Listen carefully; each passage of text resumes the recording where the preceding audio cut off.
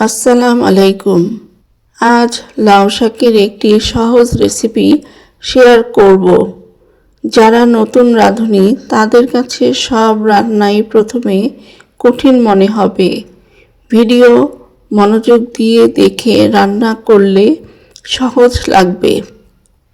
লাউ শাকগুলো প্রথমে বেছে নিয়ে কয়েকবার পরিষ্কার করে ধুয়ে নিয়েছি। এবার কড়াইতে 4 টেবিল চামচ রেগুলার তেল দিয়ে তাতে কয়েকটি শুকনো মরিচ কেটে দিয়েছি। আরও দিয়েছি 2টি পেঁয়াজ কুচি, কয়েক কোয়া রসুন কুচি। এগুলো বেশি ভাজবো না। পেঁয়াজ ও রসুনের কালার চেঞ্জ হলেই ধুয়ে রাখা শাকগুলো দিয়ে দিব।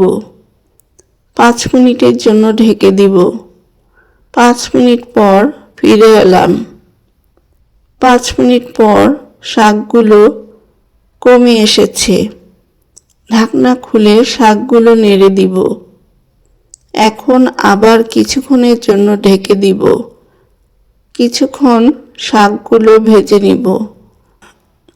এবার শাক রান্না শেষ। দেখলেন তো কত সহজ রেসিপি। এখন পরিবেশনের পালা। ভিডিওটি ভালো লাগলে অবশ্যই একটি লাইক ও কমেন্ট করে যাবেন। ধন্যবাদ।